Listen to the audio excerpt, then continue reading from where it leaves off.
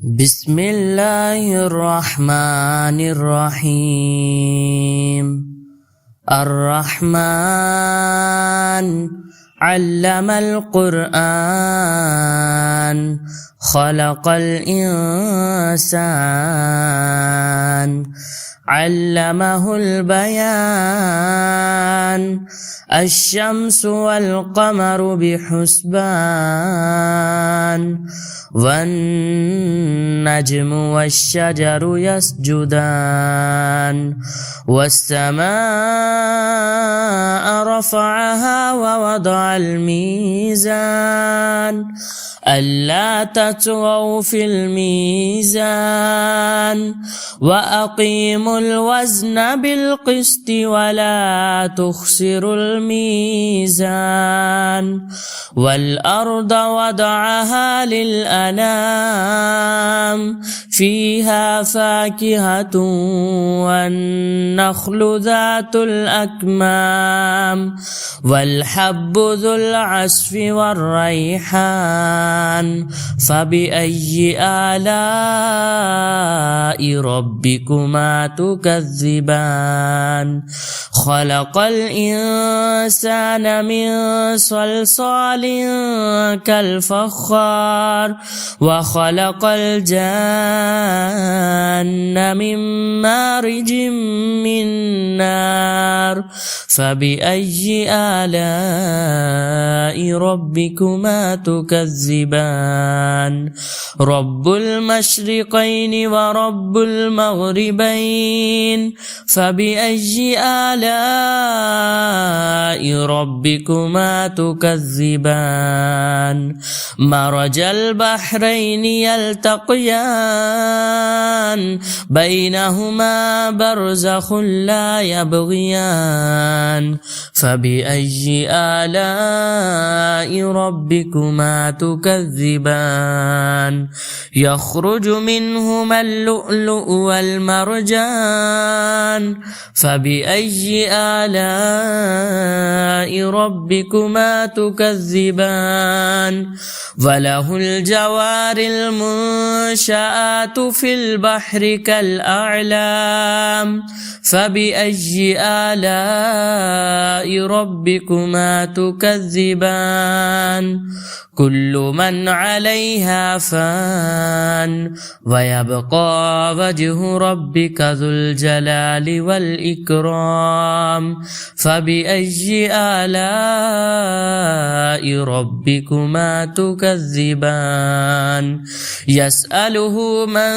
في السماوات والأرض كل يوم هو في شأن فبأي آلاء ربكما تكذبان سنفرغ لكم أيها الثقلان فبأي آلاء ربكما تكذبان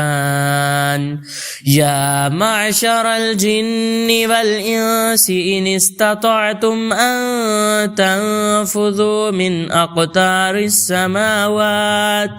من أقطار السماوات والأرض فانفذوا لا تنفذون إلا بسلطان فبأي آلاء ربكما تكذبان يرسل عليكما شواظ من نار ونحاس فلا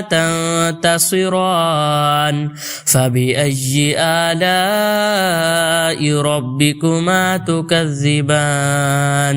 فإذا انشقت السماء فكانت وردة كالدهان فبأي آلاء ربكما تكذبان فيومئذ لا يسأل عن ذنبه إنس ولا جان فبأي آلاء ربكما تكذبان الرحمن يعرف المجرمون بسيماهم فيؤخذ بالنواسي والأقدام فبأي آلاء ربكما تكذبان هذه جهنم التي يكذب بها المجرمون يطوفون بينها وبين حميم آن فبأي آلاء ربكما تكذبان ولمن خاف مقام ربه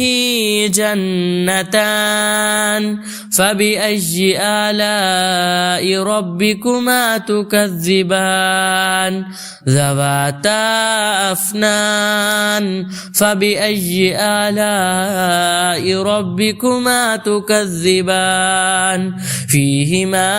عينان تجريان فبأي آلاء ربكما تكذبان فيهما من كل فاكهة زوجان فبأي آلاء ربكما تكذبان متكئين على فرش بطائنها من استبرق وجنى الجنتين دان فبأي آلاء ربكما تكذبان